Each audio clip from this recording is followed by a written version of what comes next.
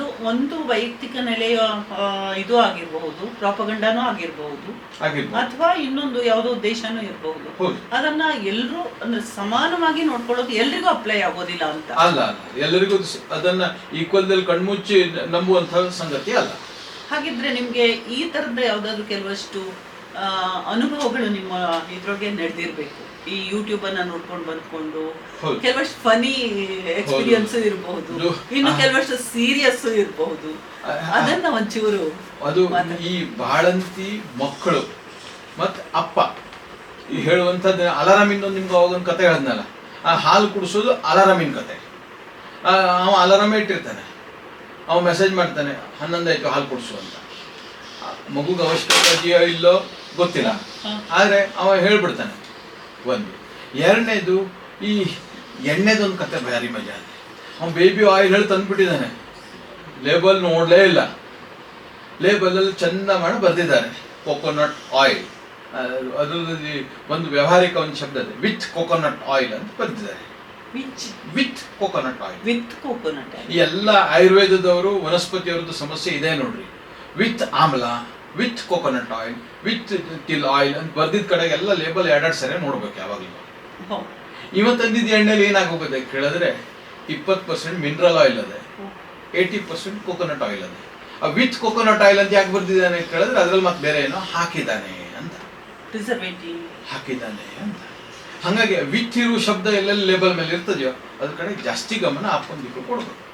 Label ನೋಡೋ ಕೆಲಸ ಅಪ್ಪ ಕರೆ ಮಾಡ್ಬೇಕು. ಆ ಲೇಬಲ್ ನೋಡ್ಲಿಲ್ಲ ಆದ್ರೆ ನಾ ಹೇಳ್ದಂಗೆ ಆಗ್ತದೆ. ವಿತ್ ಕೋಕೋನಟ್ ಆಯಿಲ್, ಕೊಬ್ಬರಿನೇ ಇದ್ದೀರಿ ಡಾಕ್ಟ್ರೆ ಹೇಳಿ ನನ್ಗೆ ಬಾಟ್ಲಿ ತಂದು ಎದುರಿಗಿಟ್ಬಿಟ್ಟ.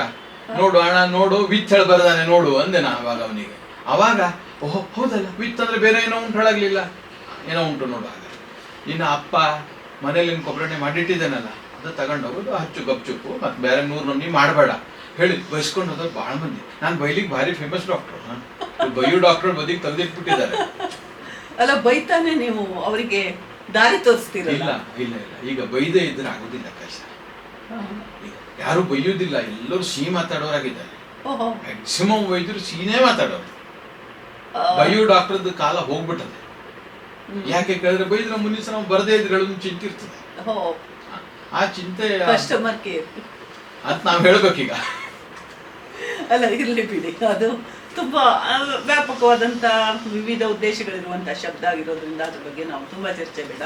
ಆದ್ರೆ ನಂಗೆ ಮತ್ತೆ ಈಗ ನಾವು ಮಾತನಾಡೋದು ಅಂದ್ರೆ, ಈಗ ನಾವು ಆಹಾರದ ವಿಷಯದಲ್ಲಿ, ತಾಯಿಯ ಆಹಾರದ ವಿಷಯವನ್ನ ನಾವು ಒಂದು ಹಂತದಲ್ಲಿ ನಾವೀಗ ಸ್ವಲ್ಪ ಮಟ್ಟಿಗೆ ಟಚ್ ಮಾಡಿದ್ವಿ. ಆದ್ರೆ ನಾವು ಮುಖ್ಯವಾಗಿ ಮಗುವನ್ನೇ ಕಾನ್ಸಂಟ್ರೇಟ್ ಮಾಡ್ತಾ ಇರೋದ್ರಿಂದ ಪ್ರಥಮ 6 ತಿಂಗಳಂತೂ ಪ್ರಯತ್ನ ಪಟ್ಟು ಆದಷ್ಟು ತಾಯಿ ಹಾಲನ್ನೇ ಬಳಸುವಂಗ ಆಗ್ಬೇಕು. ತಾಯಿಯ ಹಾಲು ಇಲ್ಲದೆ ಇದ್ರೆ ಅವರ ಮಕ್ಕಳ ಡಾಕ್ಟರ್ ಏನು ಅಡ್ವೈಸ್ ಮಾಡ್ತಾರಲ್ಲ ಅದಕ್ಕೆ ಹೋಗ್ಬೇಕು. ಅದಕ್ಕೆ ಹೋಗ್ಬೇಕು. 6 ತಿಂಗಳ ನಂತರ ಮೇಲ ಆಹಾರ ಕೊಡ್ರಿ ಅಂತ ಅಡ್ಡಿಲ್ಲ ಅಂತ ಡಾಕ್ಟರ್ ಹೇಳಿರ್ತಾರೆ. ಈ ಸಮಸ್ಯೆ ಸ್ಟಾರ್ಟ್ ಆಗೋದು ಇಲ್ಲಿ ನೋಡ್ರಿ. 6 ತಿಂಗಳು ಒಂದು ದಿವಸಕ್ಕೆ ಅವ್ರ ತಾಯಿ ಬಂದ್ಬಿಡ್ತಾಳೆ ಕ್ಲಿನಿಕ್ಕಿಗೆ. ಡಾಕ್ಟ್ರೆ ಇವತ್ತು ನಾಳೆಗೆ 6 ತಿಂಗಳಾಗ್ತದೆ, ನಾಳೆದಿಗೆ 6 ತಿಂಗಳು ಒಂದು ದಿವಸ ಆಗ್ತದೆ, ಮಗುಗೆ ಎಂತ ಕೊಡ್ಲಿ ಹೇಳಿ ಶುರು ಆಗ್ತದೆ. ಅಲ್ಲಿ ಎಲ್ಲ ಹೊಸ ಹೊಸ ಥೇರಿಗಳು ಶುರು ಆಗ್ತದೆ. ಈ ಎಲ್ಲ ಅಜ್ಜಿಗಳು ಥೇರಿ ಬಿಟ್ಟು ನೋಡ್ರಿ, ಆ ಎಲ್ಲ ಥೇರಿ ಬಂದ್ಬಿಡ್ತದೆ.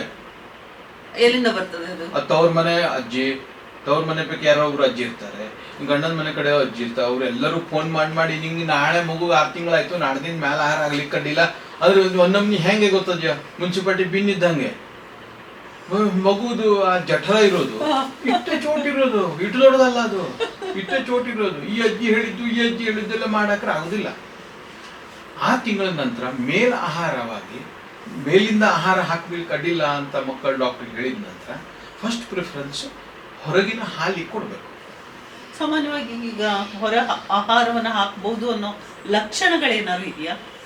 ಸಾಮಾನ್ಯ 6 ತಿಂಗಳದ್ದು ಮೈಲ್ ಸ್ಟೋನ್ 6 ತಿಂಗಳ ನಂತರ ಹೊರಗಿನ ಮೇಲೆ ಆಹಾರ ಬೇಕು, ಹಾಕ್ಲಿಕ್ಕೆ ಅಡ್ಡಿಲ್ಲ ಹೇಳೋದು ಎಲ್ಲ ಕಡೆಗಳಲ್ಲೂ ಅಡ್ವೊಕೇಟ್ ಮಾಡ್ತಾ ಇದ್ದಾರೆ.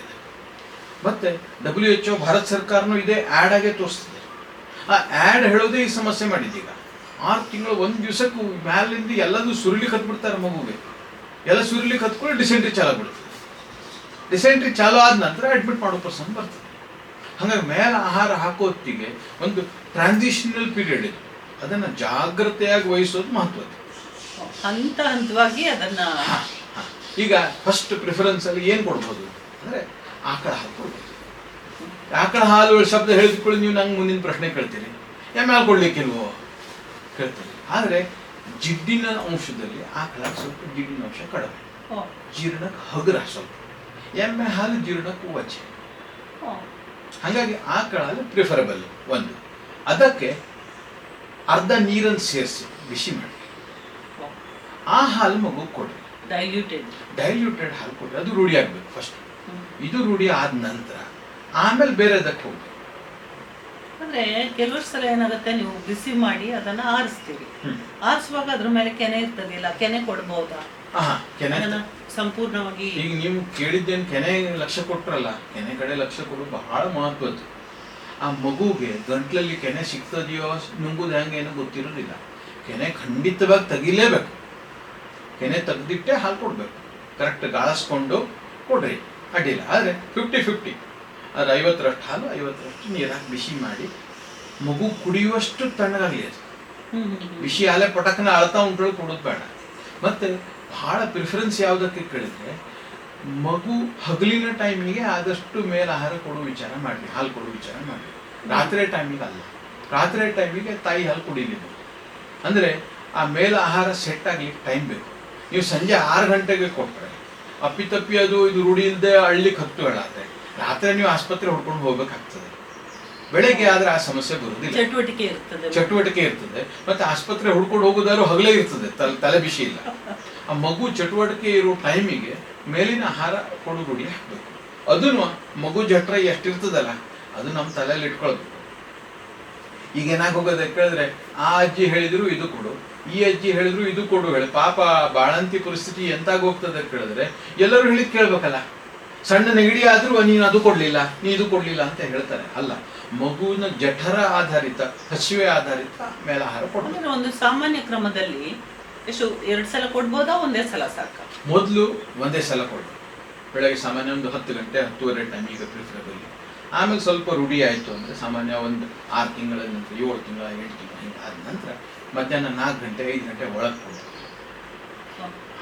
ಇನ್ನು 8 ತಿಂಗಳ ಹಿಂಗೆ ಆದ ನಂತರ ಸಾವಕಾಶ ಬೇಳೆ ನೀರು ಕೊಡ್ಬೋದು. ಬೇಳೆ ನೀರು ತೊಗರಿ ಬೇಳೆ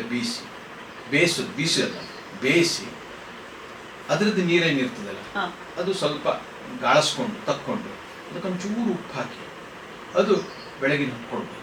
ಯಾಕೆ ಅಂತ ಹೇಳ್ತೇನೆ, ಬೆಸ್ಟ್ ಪ್ರೋಟೀನ್. ನನ್ನ ಯೂಟ್ಯೂಬ್ ಚಾನಲಲ್ಲೂ ನಾನು ದೊಡ್ಡ ಕತೆ ಹೇಳಿದ್ದೇನೆ ಇದಕ್ಕೆ. ಪ್ರೋಟೀನ್ ಪೌಡರ್ ಡಬ್ಬಿ ಒಯ್ದು ಇನ್ನೂ ಬದಲಿಗೆ ಮನೇಲಿ ತೊವೆ ಊಟ ಮಾಡುವ ಆ ರೀತಿ ಬೇಳೆ ನೀರು ಕೊಡ್ತೀವಿ. ಇನ್ನು ನಾನು ನನ್ನ ಹತ್ರ ಬರೋರಿಗೆ ಬಹಳ ಮಂದಿ ಹೇಳ್ತೇನೆ, ಅನ್ನ ಮುರ್ತ ಬೇಗ ಮಾಡ್ರಿ ಅಂತ. ಪೇಟೆಯಲ್ಲಿರುವಂಥ ಡಬ್ಬಿ ಆಹಾರ ತಂದು ಹಾಕೋ ಬದಲಿಗೆ ನಿಮ್ಮ ಮನೇಲಿ ಮಾಡಿದ ಅನ್ನ ಜಾಸ್ತಿ, ನಾವು ಗಂಜಿ ಏನು ಊಟ ಮಾಡ್ತೇವೋ ಅದಕ್ಕಿಂತ ಜಾಸ್ತಿ ಕುದಿಸಿ ಬೇಯಿಸಿ ಅದಕ್ಕೆ ಈ ಬೇಳೆ ನೀರನ್ನು ಹಾಕಿ ಒಂದು ಕಾಳು ಉಪ್ಪು ಹಾಕಿ ಬೆಳಗಿನ ಹೊತ್ತಿಗೆ ಒಂದು 2 ಚಮಚ ಕೊಡ್ರಿ ಅಂದ್ಕೊಳ್ಳು. ಭಾಳ ಕೊಡ್ರಿ ಅಲ್ಲ, 2 ಚಮಚ ಅಲ್ಲ, ಟೋಟಲ್ ಮಿಕ್ಸರಿಗೆ ಹಾಕಿ ಸ್ಮ್ಯಾಶ್ ಮಾಡಿಬಿಡುದು. ಮತ್ತೆ ಅಲ್ಲಿ ಅಗಳು ಹೇಳು ಇರುವುದೇ ಬೇಡ. ಮಿಕ್ಸರಿಗೆ ಹಾಕಿ ಬೇಳೆ ನೀರು ಹಾಕಿ ತಿರ್ಸ್ಬಿಡೋದು. ಮಿಕ್ಸರ್ ಚೊಕ್ಕ ಇರಬೇಕು, ನೆನ್ಪಿಟ್ಕೊಳ್ರಿ. ಚಟ್ನಿ ಮಿಕ್ಸರ್ ಇರಬಾರ್ದು. ಚಟ್ನಿ ಮಾಡಿದ ಮಿಕ್ಸರು ಚೊಕ್ಕ ತೊಳೆದೇ ಇದ್ರೆ ಖಾರ ಆಗ್ತದೆ, ಮಗು ಅಳ್ಳಿಕ್ಕೆ ಶುರು ಮಾಡ್ತದೆ. ಹಾಗಾಗಿ ಆ ಮಿಕ್ಸರ್ ಪಾತ್ರೆ ಕ್ಲೀನ್ ಇರಬೇಕು. ಆ ಮಿಕ್ಸರ್ ಮಾಡಿದಂಥ ಅನ್ನ ಪ್ರಿಫರಬಲಿ ಪಾಲಿಶ್ ಕಡಿಮೆ ಇರೋ ಅಕ್ಕಿ ವಾಪರಿಸಿದ್ರೆ ಚಲೋದು, ಅಥವಾ ನಿಮ್ಮನೇಲಿ ಬೆಳೆದ ಅಕ್ಕಿ ಇದ್ರೆ ಭಾಳ ಚಲೋದು. ಈಗ ಸಾವಯವ ಹೇಳಿದ್ರೆ ಆಪಂದಿಕ ಕಾಳಜಿ ಆವಾಗಿನ ಹೇಳ್ತಾ ಇದ್ದೆ ನೋಡ್ರಿ. ಆ ಸಾವಯವ ಹೇಳೋದು ಬಂದು ಕುಂತು ಬಿಡ್ತದ್ರಿ. ಸಾವಯವ ಅಕ್ಕಿನ ತಂದಿದ್ದೇನೆ, ಲೇಬಲ್ ಸಾವಯವ ನಂಬೇಡ್ರಿ. ನೀವು ಬೆಳೆದ್ರೆ ಅದು ಸಾವಯವ, ನನ್ನಂತೆ ಸ್ಪಷ್ಟ ನೋಡ್ರಿ. ನಿಮ್ಮನೇಲಿ ಬೆಳೆದಿದ್ದೀರೋ ಅದು ಸಾವಯವ, ಬೇರೆಯವ್ರು ಬೆಳೆದಿದ್ದೀರೋ ಸಾವಯವ ಹೇಳು ವಿಶ್ವಾಸ ಬೇಡ. ನಿಮ್ಮನೇಲಿ ಬೆಳೆದ ಅಕ್ಕಿದು ಕೊಡ್ತಿರೋ ಅನ್ನ ಮಾಡಿ ಜಾಸ್ತಿ ನಾವು ಊಟ ಮಾಡೋ ಗಂಜಿಗಿಂತ ಜಾಸ್ತಿ ಬೇಯಿಸಿ ಮಿಕ್ಸರಿಗೆ ಹಾಕಿ ತಿರ್ಸಿ ಬೇಳೆದ ನೀರು ಹಾಕಿ ಒಂದು ಕಾಳು ಉಪ್ಪು ಹಾಕಿ ಅದು 2 ಚಮಚ 1 ಚಮಚ ಹಾಕಿ ರೂಢಿ ಮಾಡೋದು. ರೂಢಿ ಮಾಡಾದ್ಮೇಲೆ ಆಮೇಲೆ ಅದನ್ನು ಜಾಸ್ತಿ ಕೊಡ್ಬೋದು ಅವೇಳಿ ವಿಚಾರ ಮಾಡ್ಬೋದು. ಇಷ್ಟು ಮಧ್ಯ ನೀವೀಗ ನೆಟ್ಟಗೆ ಬಾಣ ಬಿಲ್ಲು ಹಿಡ್ಕೊಂಡು ರೆಡಿ ಇದ್ದೀರಿ. ಡಾಕ್ಟ್ರೆ ಬಾದಾಮ್ ಕೊಡ್ಲಿಕ್ಕೆ ಅಡ್ಡಿಲ್ವೋ ಹೇಳಿ ಕೇಳಲಿಕ್ಕೆ ನೀವು ರೆಡಿ ಇದ್ದೀರಿ? ನನ್ನ ಪ್ರಕಾರ ಮಕ್ಕಳಿಗೆ ಆದಷ್ಟು ಯಾವುದೇ ಡ್ರೈ ಫ್ರೂಟನ್ನು ಕೊಡಬೇಡಿ, ಯಾವುದೇ ಡ್ರೈ ಫ್ರೂಟನ್ನು ಕೊಡಬೇಡಿ. ಯಾಕೆ ಕೇಳಿದ್ರೆ ಬಹಳ ತುಟ್ಟಿ ಹಣ್ಣುಗಳು ಇವೆಲ್ಲ, ಅದು ಹಾಳಾಗದೆ ಇದ್ದಂಗೆ ಪಾಪ ಅವ್ರ ರೈತನು ಕಾಳಜಿ ಮಾಡೇ ಮಾಡಿರ್ತಾನೆ. ಎಂತ ಕಾಳಜಿ ಮಾಡ್ತಾನೆ? ಸಂರಕ್ಷಕಗಳನ್ನು ಜಾಸ್ತಿ ಹಾಕಿರ್ತಾನೆ. ಅದನ್ನ ಹುಟ್ಟಿದಂಥ ಎಳೆ ಮಗು ಕೊಟ್ಟರೆ ತೊಂದರೆ ಮಾಡೇ ಮಾಡ್ತಿದ್ದಲ್ಲ. ಹಾಗಾಗಿ ಆದಷ್ಟು ವಿಶ್ವಾಸದಿಂದ ಅದು ಕೊಡದೇ ಇರೋದೇ ಜಾಣ್ತಾನೆ. ಮನೆಯಲ್ಲಿ ಯಾವ್ದು ನಮ್ಗೆ ಲಭ್ಯ ಇದೆಯೋ, ಸ್ಥಾನಿಕವಾಗಿ ಯಾವ್ದು ಲಭ್ಯ ಇದೆಯೋ ಅದನ್ನ ಮಾತ್ರ ಕೊಡ್ಬೇಕು ಅಂತ ನೀವು ಗಟ್ಟಿಯಾಗಿ. ಹೌದು, ಗಟ್ಟಿ, ಅದ್ರಲ್ಲಿ ಏನು ಅನುಮಾನ ಇಲ್ಲ. ಅಂದ್ರೆ ಈಗ ನಮ್ಗೆ ಬೇರೆ ಯಾವುದೇ ಸೋಷಿಯಲ್ ಮಾಧ್ಯಮದಲ್ಲೇ ಇರ್ಲಿ ಇದನ್ನ ಕೊಟ್ರೆ ಹೀಗಾಗ್ತದೆ ಅನ್ನೋದನ್ನ ಮತ್ತೆ ಇನ್ನೊಂದ್ಸಲ ಮರುಪರಿಶೀಲಿಸಿ ಅಂತ. ಪ್ರತಿಯೊಂದು ಮರುಪರಿಶೀಲಿಸಿ. ಸಾವಯವ ಹೇಳೋದು ನೀವು ಬೆಳೆದರೆ ಅದು ಸಾವಯವ ಹೇಳೋದು ನಂದು ಸ್ಪಷ್ಟ ಅಭಿಪ್ರಾಯ. ಆದ್ರೆ ಈಗ ಇದ್ರ ಮಧ್ಯೆ ಈ ಮಗುವಿನ ಆಹಾರಕ್ಕೆ ಬಂದಾಗ ಸಾಮಾನ್ಯವಾಗಿ ಮಕ್ಕಳಿಗೆ ನೀರು ಕುಡಿಸೋದನ್ನ ಸುಮಾರು ಸ್ವಲ್ಪ ದಿವಸದ ನಂತರ ನೀರು ಕುಡಿಸೋದನ್ನ ನೋಡ್ತೀವಿ. ಅದು ಎಷ್ಟರ ಮಟ್ಟಿಗೆ? ಈಗ ಕುದಿಸಿ ಹಚ್ಚಿದ ನೀರು ಅಥವಾ ಸ್ವಲ್ಪ ಸಕ್ಕರೆ ನೀರು? ಈಗ ನೀರು ಹೇಳೋದು ಯಾವಾಗಲೂ ತೊಂದರೆ ಉದ್ಭವ ಮಾಡೋ ವಿಷಯನೂ ಹೌದು, ತೊಂದರೆ ಆಗದೆ ಇರೋ ವಿಷಯನೂ ಹೌದು. ಈ ಮಕ್ಕಳಿಗೆ ನೀವು ನೀರು ಕುಡಿಸೋ ಹೊತ್ತಿಗೆ ಸಾಮಾನ್ಯ ನೀರು ಕುದಿಸ್ಬೇಕು ಅಂದ್ರೆ ಏನು ಹೇಳೋದು ಮುಂದಿನ ಪ್ರಶ್ನೆ.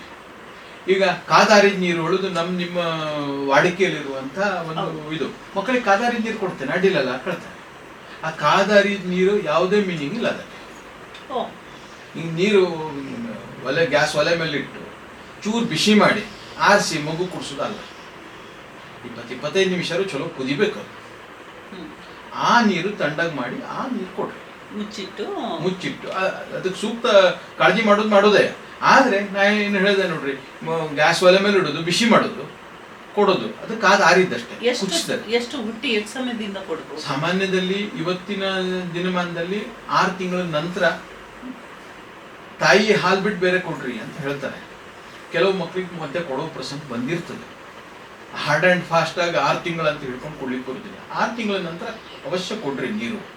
ಆದ್ರೆ 15 ನಿಮಿಷ ಆದ್ರೂ ಕನಿಷ್ಠ ಕುದ್ದಿರ್ಬೇಕು. ಬರೇ ಬಿಸಿ ಮಾಡೋದಲ್ಲ, ಕುದ್ದಿರ್ಬೇಕು. ಮತ್ತೆ ಈ ನೀರಿನ ಬಗ್ಗೆ ಕಾಳಜಿ 1-2 ವರ್ಷದವರೆಗೆ ಕಾಳಜಿ ಇರಬೇಕು. ಕುದಿಸಿ ಆರಿಸಿದ ನೀರನ್ನೇ ಮಕ್ಕಳಿಗೆ ಕೊಡ್ರಿ. ಅಷ್ಟರ ಮೇಲೆ ಆ ನೀರಿನ ರೂಢಿ ಮಕ್ಕಳಿಗೆ ಹಾಕ್ಬೇಡ್ರಿ. ಯಾಕೆ ಕೇಳಿದ್ರೆ ನಾವು ಮಕ್ಕಳನ್ನ ಬಹಳ ನಾಜೂಕಾಗಿ ಬೆಳೆಸ್ದಂಗೆ ಆಗೋಗ್ತದೆ. ಪಕ್ಕದ ಮನೆ ಅವು ನೀರು ಕುಡಿದ್ಬಿಟ್ರೆ 1 ವಾರ ನೆಗಡಿ ಜ್ವರದ ಕಾರ್ಯಕ್ರಮ ಆಗ್ತದೆ ಅವಾಗ. ಆದ್ರೆ ಅವನಲ್ಲಿ ಅದನ್ನ ಯಾವುದೇ ನೀರು ಕುಡಿದ್ರು ಏನೂ ಆಗದೆ ಇರುವಂತಹ ವ್ಯಾಧಿ ಕ್ಷಮತ್ವ ಬೆಳೆಸ್ಬೇಕು ಅಳಾದ್ರೆ 2 ವರ್ಷದ ನಂತರ ನಾರ್ಮಲ್ ನೀರು ನಾವು ಕುಡಿಲಿಕ್ಕೆ ಶುರು ಮಾಡಬೇಕು. ನನ್ನ ಹತ್ರ 1-2 ಮಕ್ಕಳಿಗೆ ನಾನು ನೋಡಿದ್ದೇನೆ, 12 ವರ್ಷದವರೆಗೆ ಕುದಿಸಿ ಆರಿಸಿದ ನೀರೇ ಕೊಟ್ಟಿದ್ದು. ಆ ಮಗುಗೆ ಗಂಟ್ಲು ಒಣಗೋಗ್ಲಿಬೇಕಾರೆ ಇಲ್ಲ, ಕುದಿಸಿ ಆರಿಸಿದ ನೀರೇ ಕೊಡಬಾರ್ದು. ಅಂದ್ರೆ ಒಂದ್ ಸ್ವಲ್ಪ ಮಟ್ಟಿಗೆ ಅವರು ಸಹಜ ನೀರು ರೂಢಿ ಆಗ್ಬೇಕು. 2 ವರ್ಷದ ನಂತರ ಈ ರೂಢಿ ಜಾರಿಗೆ ತರಬೇಕು. ಇದು ನೀವು ಹೇಳ್ತಾ ಇರ್ಬೋದು, ಇವ್ರ ಮನೆ ಮಕ್ಕಳಿಗೆ ಹಂಗ್ ಮಾಡಿದಾರ, ಇಲ್ಲ ನಮ್ಗೊಂದೇ ಹೇಳ್ತಾರೆ. ಇಲ್ಲ, ನನ್ನ ಮಕ್ಕಳಿಗೂ ನಾವು ಹೀಗೆ ರೂಢಿ ಹಾಕಿದ್ವಿ. ಸಹಜ ನೀರೇ ಕುಡಿಯೋದು, ಸಾಮಾನ್ಯ ನೀರೇ ಕುಡಿಯೋದೇ ರೂಢಿ ಹಾಕ್ಬಿಟ್ಟಿದ್ವಿ. ಕುದಿಸಿ ಆರಿಸಿದ ನೀರು ಎಲ್ಲಿ ಹೋದ್ರು. ಈಗ ಮಿನರಲ್ ವಾಟರ್ ಇದೆಲ್ಲ ಬರ್ತದೆ ಅಲ್ಲ, ಅದು ಒಂದಿಷ್ಟು ಕಡೆ ಜಾಗದ ನೀರು ಆ ರೀತಿ ತಗೊಳ್ಳೋ ಅವಶ್ಯಕತೆ ಇದೆ. ನಮ್ಮನೆಲ್ಲ ಅನ್ಕ ಏನು ಸಾಮಾನ್ಯ ನೀರು ಏನುಂಟು ಅದನ್ನೇ ನಾವು, ನಿಮ್ಮ ಮನೆ ನೀರು ಬಾವಿ ನೀರು ಕುದಿಸಿ ಆರಿಸಿ ಎಲ್ಲ ಕೊಡುದಿಲ್ಲ. ಬಾವಿಯಲ್ಲಿ ಸರಳ ತೆಗೆದಿದ್ದು ನೀರು ಕುಡಿಲಿಕ್ಕೆ ಕೊಡ್ತೇವೆ. ಯಾಕೆ ಕೇಳಿದ್ರೆ ಇಲ್ಲಾರ ಆ ಮಗುಗೆ ಅದನ್ನ ಫೈಟಿಂಗ್ ಮಾಡುವಂತ ವ್ಯಾಧಿ ಕ್ಷಮತೆ ಬೆಳೆಯೋದೇ ಇಲ್ಲ. ಆದ್ರೆ ಈಗ ಕೆಲವು ಸಲ ಮಗು ಹುಟ್ಟಿದ ತಕ್ಷಣ ಮಗುನ ನೋಡಕ್ ಬಂದವರು, ಆಮೇಲೆ ಅದು ಇದುವರೆಗೆ ಬಾಯಿಗೆ ಸಿಹಿ ಹಾಕ್ಬೇಕು ಅಂತ ಆ ತರದ್ದೆಲ್ಲ. ಮಗುಗೆ ಹೊಟ್ಟೆಗೆ ನೀವೇನು ಹಾಕ್ತಿರಲ್ಲ, ಹುಟ್ಟಿದ ಮಗುಗೆ, ಸಾಮಾನ್ಯ 6 ತಿಂಗಳ ಒಳಗಿನ ಮಗುಗೆ ಏನೇ ಹಾಕೋದಾದ್ರೂ 4 ಸಲ ವಿಚಾರ ಮಾಡಿ. ಅಲ್ಲ, ಅದನ್ನ ಓಪನ್ ಆಗಿ ಹೇಳಿ ನೀವು. 4 ಸಲ ವಿಚಾರ ಮಾಡಿ ಅಲ್ಲ, ಯಾಕೆ ಏನ್ ಸಮಸ್ಯೆ, ಮಗುಗೆ ಕಲ್ಸಕ್ರೆ ಹಾಕ್ತಾರೆ. ನೋಡ್ಲಿಕ್ಕೆ ಬಂದು ಬಿಲ್ಕುಲ್ ಹಾಕ್ಲಿಕ್ಕೆ ಆ ಗಂಟ್ಲಲ್ಲಿ ಸಿಕ್ಕೊಂಬಿದ್ರೆ ಏನ್ ಮಾಡೋದು ಮಗು? ಆ ಅಪ್ಪ ಅಮ್ಮ ಏನ್ ಮಾಡೋದು? ಮತ್ತೆ ಹೊರಗಿಂದ ಬಂದವರು ನೇರ ಬಂದು ಮಾತಾಡಿಸುವಂತ ರೂಢಿ ಶುರು ಆಗ್ಬಿಟ್ಟೆ. ಬೆರಳಲ್ಲಿ ತೆಗೆದು ಮಗುವಿಗೆ ಸಕ್ಕರೆ ಅಥವಾ ಇನ್ನೇನೋ ಒಂದಿಷ್ಟು ಹಾಕ್ತಾರೆ? ಬಿಲ್ಕುಲ್ ಇಲ್ಲ, ಬಿಲ್ಕುಲ್ ಇಲ್ಲ. ಈ ಹೊರಗಿಂದ ಬಂದವರು ಕೈ ಕಾಲು ಚೊಕ್ಕ ತೊಳಿದೆ ಬಾಳಂತಿ ಕೋಣಕ್ಕೆ ಬರ್ಲಿಕ್ಕೆ ಇಲ್ಲ ನನ್ಗೆ ಕೇಳಿದ್ರೆ. ಹೊರಗಿಂದ ಬಂದ ಕೂಡಲೇ ಮಗು ಹುಟ್ಟದಲ್ಲ ನಿಮ್ಮನೇಲಿ, ಹುಡುಗ ಹುಟ್ಟದೆ, ಹುಡುಗಿ ಹುಟ್ಟದೆ, ಹೇಳಿ ಹಾಯ್ ಮಾತಾಡಿಸ್ತಾರಲ್ಲ, ಅವ್ರು ಕೈ ಕಾಲು ತೊಳೆದೆ ಒಳಗೆ ಬರ್ಬೇಕು ಮಗು ಮಾತಾಡ್ಸೋದಾದ್ರೆ. ಎಲ್ಲ ಕೈಯಿಂದ ಮಗು ಮುಟ್ಟಿ ಗಿಟ್ಟಿ ಮಾಡ್ಲಿಕ್ಕಿಲ್ಲ. ಫಸ್ಟ್ 6 ತಿಂಗಳ, ಅದರಲ್ಲೂ ಫಸ್ಟ್ 2 ತಿಂಗಳ ವ್ಯಾಧಿ ಕ್ಷಮತೆ ಬಹಳ ಕಡಿಮೆ ಇರ್ತದೆ. ಹಾಗಾಗಿ ಅಟ್ಮೋಸ್ಟ್ ಕೇರ್ ಫಸ್ಟ್ 6 ತಿಂಗಳ ಮಾಡೋದೇ. ಆರಾಮ್ಸೆ ಯಾರೋ ಬಂದ, ನೆಂಟ ಬಂದ, ಅಜ್ಜ ಬಂದ, ಅಜ್ಜಿ ಬಂದ, ಟಕ್ಕ ಎಲ್ಲ ಹೊರಗಿಂದ ಬಂದ ಹೇಳಿದ್ರೆ ಕೈ ಕಾಲು ತೊಳೆದಿದ್ದು ಇರಲೇಬೇಕು. ತೊಳೆದ ಮೇಲೆ ಅವ್ರು ಮುಟ್ಲಿ, ಅಜ್ಜ ಇರಲಿ ಅಜ್ಜಿ ಇರಲಿ. ಮತ್ತೆ ಮ್ಯಾಲಿಂದ ಹಾಕುವಂಥ ವಿಷಯ ಏನುಂಟಲ್ಲ ಅದ್ರ ಬಗ್ಗೆ ತಾಯಿ ಖಂಡಿತ ಹೇಳ್ಬೇಕು. ನೀ ಸಿಹಿ ಹಾಕುದಜ್ಜ ನಮ್ಮನದೇ ಹಾಕು ಅಂತ ಹೇಳ್ಬೇಕು ಅಷ್ಟೇ. ಅಲ್ಲ, ನಮ್ಮನೆದೇ ಆದ್ರೂ ಪೇಟೆಯಿಂದ ತಂದು ಸಕ್ಕರೆ ಆಗಿರ್ತದಲ್ಲ. ಅಲ್ಲ ಈಗ ಆ ಬೆವರಿದ ಕೈಯಿಂದ ಹಿಡ್ಕೊಂಬಂದಿರ್ತಾನೆ, ಅಂಥದ್ದೆಲ್ಲ ಬೇಡ. ವೀಕ್ಷಕ ಮಹಾಪ್ರಭುಗಳೇ, ನಮ್ಮ ಚಾನಲ್ ಅನ್ನು ಸಬ್ಸ್ಕ್ರೈಬ್ ಮಾಡಿ, ಶೇರ್ ಮಾಡಿ, ಪ್ರೋತ್ಸಾಹಿಸಿ.